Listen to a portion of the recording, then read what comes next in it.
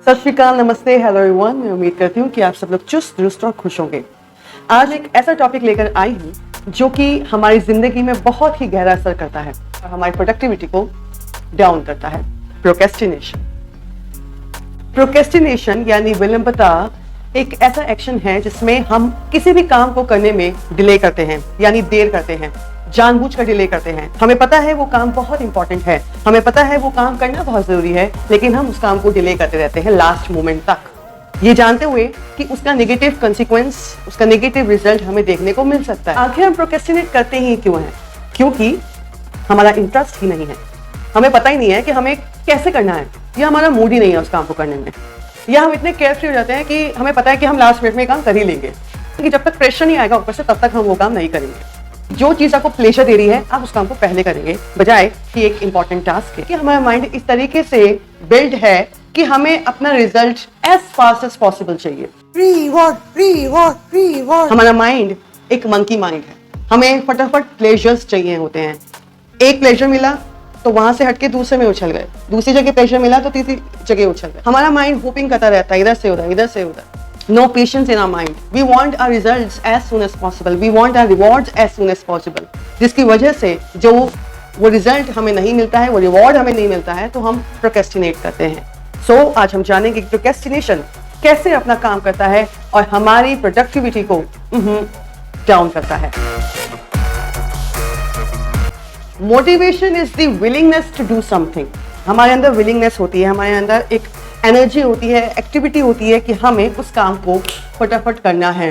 And procrastination is the delaying of the task. So motivation is opposite to the procrastination.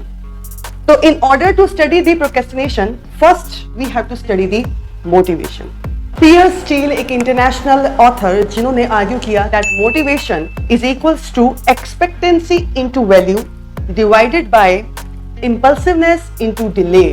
Expectancy, जितना ज्यादा आप अपने अंदर ये विचारधारा बना लेते हैं, ये उम्मीद कर लेते हैं कि हाँ मैं इस टास्क को कर ही लूंगा, उतना ही ज्यादा आप प्रोक्रेस्टिनेशन को अवॉइड कर रहे हो और मोटिवेशन की तरफ बढ़ रहे हो। Value, the more you give value to the work, it means that you are giving interest to that work, you are enjoying that work, the more you are avoiding the procrastination.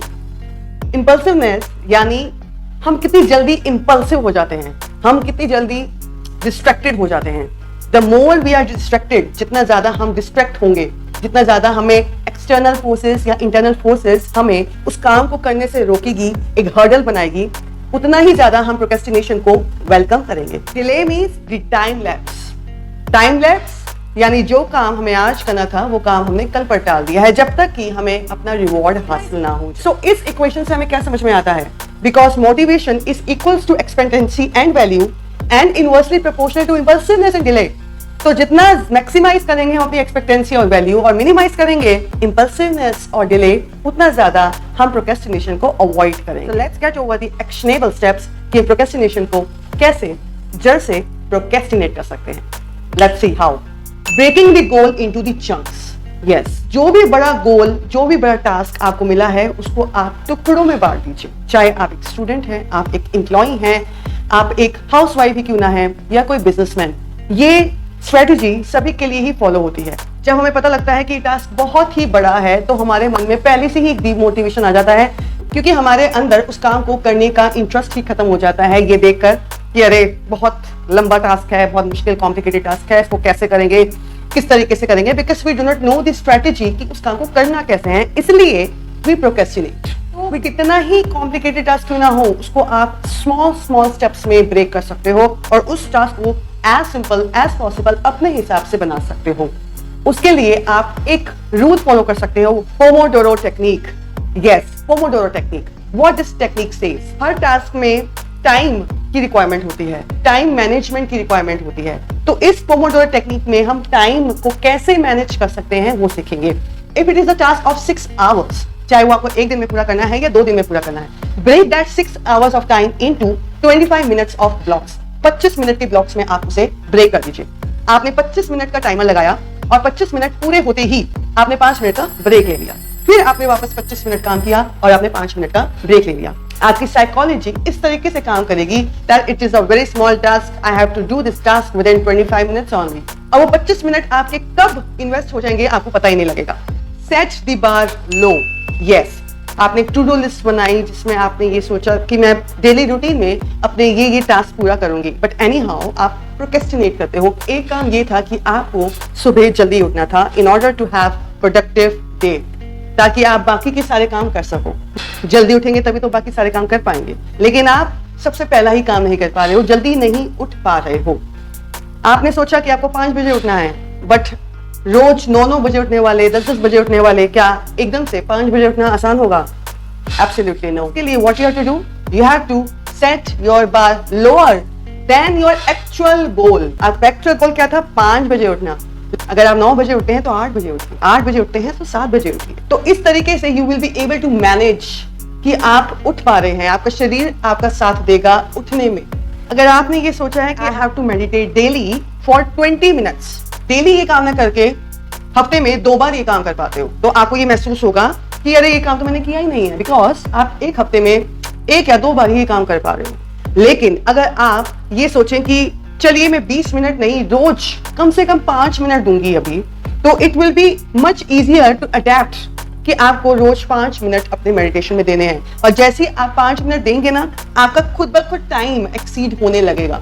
Parkinson's law is that law which favors the procrastination. For example, आपको कोई काम दिया गया जिस काम को आपको 2 दिन में पूरा करना था, जबकि वो काम आप 1 दिन में पूरा कर सकते थे।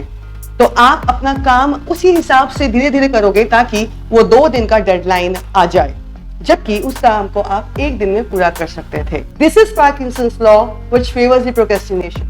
But we have to go against it. We have to make our artificial deadlines. अगर हमें टास्क दिया गया कि आपको 2 दिन में पूरा करना है, आप ये मानकर चले कि मुझे उसे कम से कम 1 दिन पूरा करना है। आई नो हम जैसे एम्प्लॉइज के लिए पार्किंसंस इफेक्ट का बहुत बड़ा फायदा है। अगर हमें काम 1 हफ्ते में दिया गया है ना, तो हम उस काम को हम 1 हफ्ते में ही करेंगे। क्यों? वरना बॉस हमें दूसरा नया टास्क दे देगा। Last but never be the least, follow Jim Kwik का HQ, head to heart and heart to hands. If you want to drive a car, उसके लिए कार का होना जरूरी है। पहले तो कार में इंजन ऑयल होना जरूरी है, तभी वो कार चलेगी। और सिर्फ इंजन ऑयल से काम नहीं चलेगा, हाथ पैर चलाना होगा, तभी आप कार को ड्राइव कर पाएंगे। सिमिलरली कोई भी टास्क को करने के लिए आपको अपने हेड पर ये एम करना होगा that you have to do that task. और उस टास्क को करने के लिए you have to give your emotions, you have to give your complete energy, you have to give your value, you have to enjoy that task, तभी आप उस task को कर पाएंगे। यानी you have to give your heart to that task. उसके बाद आपको अच्छे से पता है कि आपको हाथ पांव मारने। I hope with this video you will be able to procrastinate the procrastination.